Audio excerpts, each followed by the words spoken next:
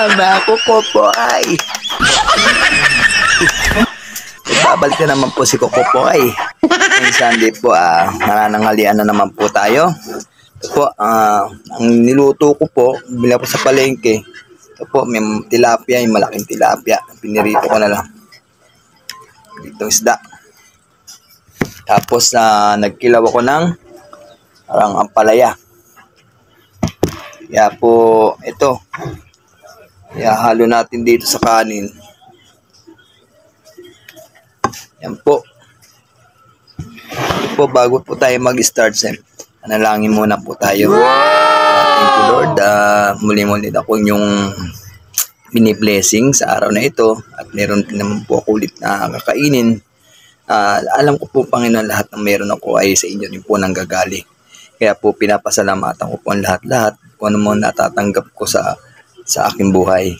Kaya hindalangin ko po, Panginoon, basa-basa niyo po ang aking kakainin.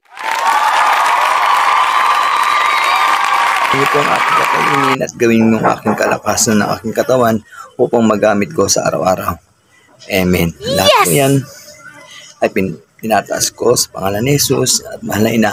Amen. Maraming salamat po, Lord. Ito po. Siyempre po, happy lang po si Coco po dahil sa araw na ito ay talagang napakabuti ng Panginoon sa atin. Kaya po, bago tayo mag-start, ubusin ang pagkain ito. Huwag niyo po makakalimutan na share niyo ang aking vlog. Sa ganun po, ilan po. God bless you po sa ating lahat. At meron po akong vlog TV na sa YouTube channel sa Coco po Vlog TV. Sa mga gusto pa-shoutout, no problem po. Sa next video, pwede ko po kayo i-shoutout. Walang problema po. Kaya, hindi lang buhay. Tuloy-tuloy lang. Habang buhay, may pag-asa. Yan lang po. Tara po. Kain po tayo mga kukupoy.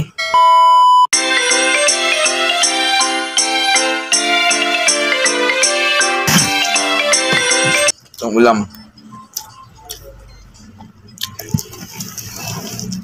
Blessing na po tayo at habang tumatagal, masarap ang ulam natin. Wow! Talagang napakaswerte natin sa ating Panginoon. Talaga napakabuti niya sa lahat ng bagay.